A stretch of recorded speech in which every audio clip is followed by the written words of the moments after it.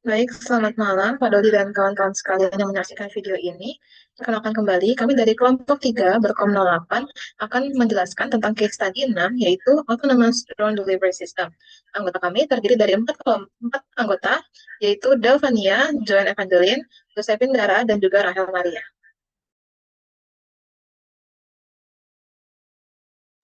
Berikutnya, objektif dari program yang kami rancang ini adalah untuk membuat suatu simulasi pengiriman drone yang otomatis, di mana mempertimbangkan parameter seperti kondisi cuaca, level baterai, prioritas package, dan juga distance package yang ingin diantar.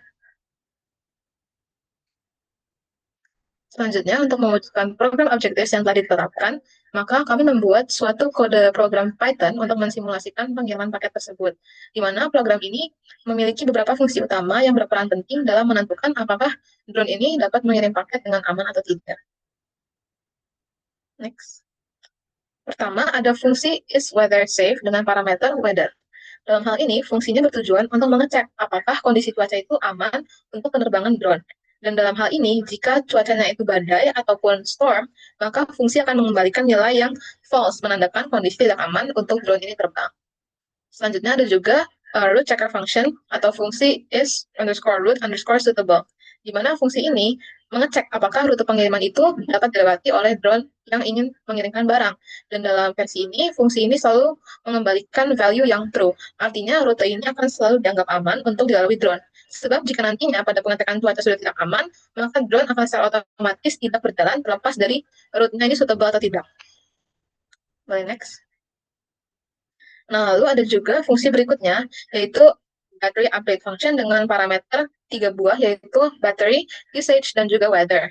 Yang fungsi ini bertujuan untuk memperbarui level baterai drone berdasarkan seberapa jauh nantinya drone itu akan terbang dan kondisi cuaca yang terjadi pada saat itu.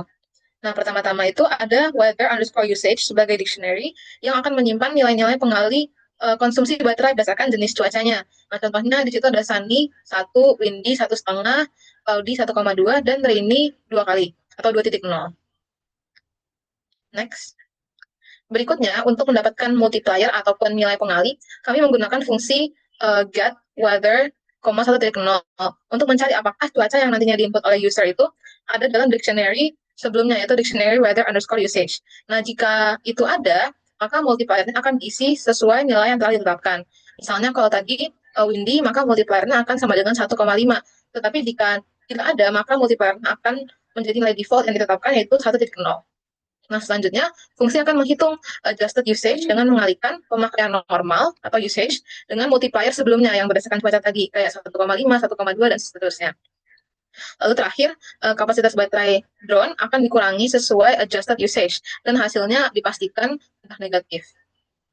Kemudian ada juga run underscore drone underscore delivery function, di mana ini menjadi fungsi utama dalam program yang kami rancang. Di dalamnya ini terdapat beberapa tahap. Pertamanya, fungsi akan mengecek apakah cuaca itu aman. Nah, jika tidak aman atau not is weather safe, maka drone tidak akan melanjutkan pengiriman dan akan segera kembali ke hub. Dan programnya berhenti di sini. Berikutnya juga dilakukan pengecekan apakah rute dari drone ini layak untuk dijalani drone untuk melakukan pengiriman. Jika tidak sesuai, maka pengiriman lagi-lagi tidak akan dilakukan. Setelah itu ada juga inisialisasi list kosong, yaitu delivered underscore packages underscore info untuk menyimpan nantinya informasi paket yang berhasil dikirim oleh drone ini. Selanjutnya ada juga while looping, di mana fungsi akan terus mengirimkan paket selama masih ada paket yang tersisa ataupun belum terkirim. Lalu drone akan mengecek baterai. Jika baterainya di bawah atau sama dengan 10%, maka drone akan kembali ke hub untuk merecharge terlebih dahulu hingga baterainya mencapai 100%. Fungsi ini juga menghitung jarak maksimum yang dapat ditempuh berdasarkan level baterai saat itu, di mana jarak maksimumnya adalah setengah dari baterainya. Selanjutnya, untuk re-examination, pada bagian ini program akan memasuki inti dari proses pengiriman paket menggunakan drone yang sepenuhnya dikendalikan oleh fungsi run drone delivery, yang mana slide ini menunjukkan logika dari pemeriksaan ulang terhadap antrean paket dan pemilihan paket berdasarkan kondisi saat itu. Proses pertama yang dilakukan adalah memeriksa apakah masih ada paket dalam antrean dengan menggunakan if not packages. Jika tidak ada, maka program akan langsung dihentikan karena seluruh paket sudah diproses. Namun, jika masih ada, maka paket-paket tersebut akan diurutkan menggunakan pendekatan greedy, yaitu berdasarkan prioritas dan jarak, yang mana hal ini dilakukan dengan perintah packages short key lambda x dengan priority dan distance, yang akan mengatur agar paket dengan prioritas tertinggi dan jarak terdekat diproses terlebih dahulu. Setelah pengurutan, satu paket diambil dari antrean menggunakan pop dan disimpan dalam current package. Selanjutnya, program memeriksa apakah paket tersebut berada dalam jangkauan drone, yaitu dengan membandingkan current package dengan distance yang terhadap max range-nya. Jika jaraknya terlalu jauh, maka paket akan dikembalikan ke antrean dan pengiriman otomatis akan ditunda. Selanjutnya,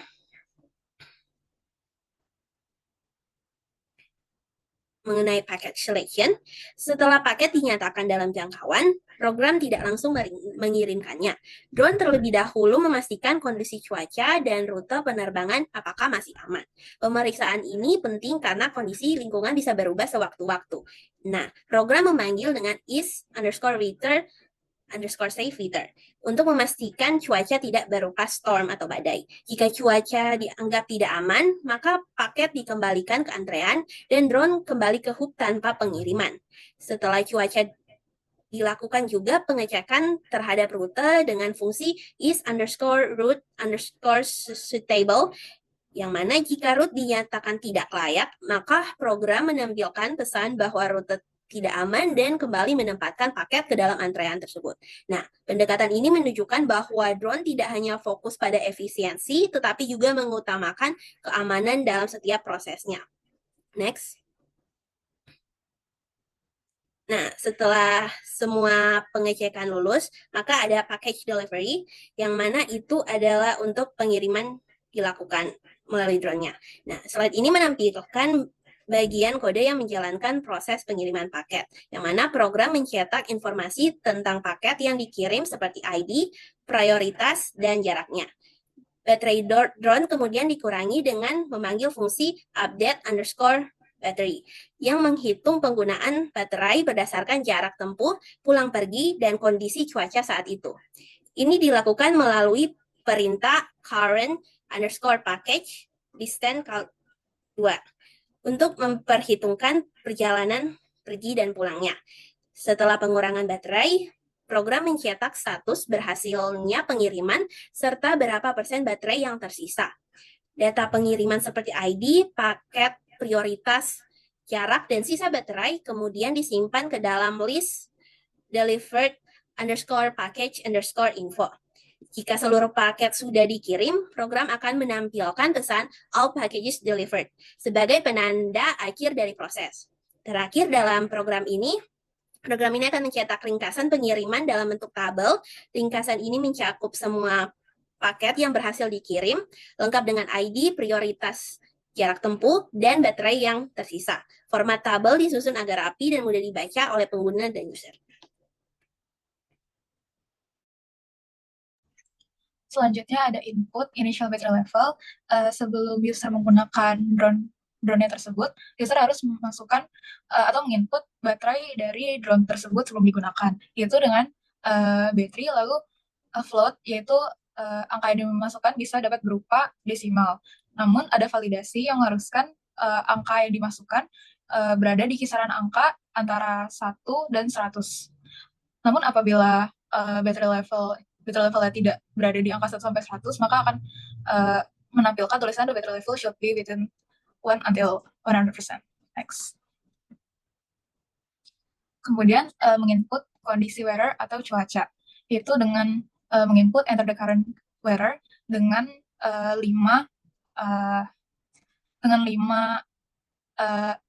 cuaca, yaitu ada sunny, windy, cloudy, rainy, dan storm.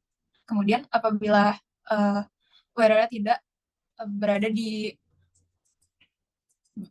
sunny, windy, cloudy, rainy, dan storm, maka akan menampilkan unknown weather dan delivery stop. Kemudian menginput number of package dengan kode in, sehingga angka yang dihasilkan berupa angka bulat atau whole numbers. dan tidak berupa angka desimal dengan koma. Kemudian apabila angka yang dimasukkan dengan koma, maka akan menampilkan invalid input atau class enter an integer. Next. Kemudian menginput details of each package. Jadi ini bisa berupa looping gitu. Jadi ada i plus 1. Kemudian menambahkan kode unik dari tiap package-nya dengan menginput ID package yaitu pk strip xx. Kemudian menginput priority dari tiap package dengan int, yaitu maka angka yang dimasukkan tidak bisa berupa angka desimal. Kemudian priority ditentukan dengan semakin dekat distance-nya, maka prioritasnya akan semakin lebih tinggi. Kemudian distance dengan float dalam satuan kilometer, sehingga angka yang dimasukkan dapat berupa desimal. Kemudian dijabarkan details of each package dengan ID, priority, dan distance. Kemudian apabila ada kode yang invalid, maka akan menampilkan invalid input dan skipping this package, kemudian melanjutkan ke package selanjutnya, berikutnya. Next. Kemudian ada program execution, dengan apabila run drone delivery dan semua inputan-inputannya sudah benar dan tidak yang sesuai dengan syaratnya, maka package-nya akan segera dikirimkan. Namun apabila tidak, akan menampilkan no valid package for enter dan program terminate. Next. Oke, selanjutnya kami akan menampilkan contoh output dari kode Python yang sudah dijelaskan.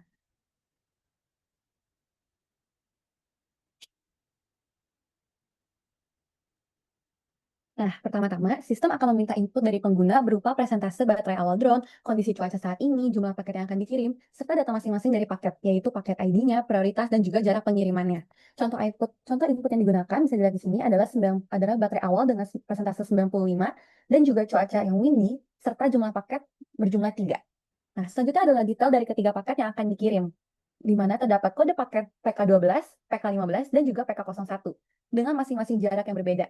Prioritas yang lebih rendah angkanya berarti lebih penting, jadi sistem akan mengirim PK15 terlebih dahulu, lalu PK01, dan terakhir adalah PK12. Untuk setiap pengiriman ini, sistem akan melalui tahapan berikut, mengecek sistem baterai, menghitung jangkauan maksimal drone berdasarkan cuacanya, mengecek kendala seperti cuaca yang buruk, lalu lintas udara, ataupun zona larangan terbang, serta mengirimkan paket dan kembali ke hub. Proses ini akan mengalami pengulangan untuk setiap paketnya sesuai urutan prioritasnya. Dan berikut adalah contoh simulasi dari hasil pengiriman dari programnya, di mana paket PK15 atau prioritas yang pertama dikirim terlebih dahulu dengan jarak 5 km, baterai turun dari 95% ke 80%. Selanjutnya untuk paket PK01, yaitu prioritas kedua, dikirim berikutnya dengan jarak 2 km dan baterai berubah menjadi 74,0%. Terakhir untuk PK12, yaitu prioritas ketiga, setelah dikirim dengan jarak 2 km, baterai berubah menjadi 68%. Sistem memperkirakan konsumsi baterai berdasarkan jarak tempuh pulang pergi, kondisi cuaca karena cuaca windy, ataupun sunny, cloudy, rainy, atau stormy.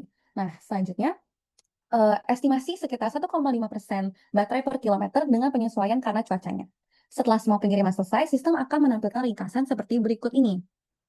Ringkasan ini membantu pengguna melihat urutan pengiriman, efektivitas baterai, dan juga keberhasilan dari pengiriman.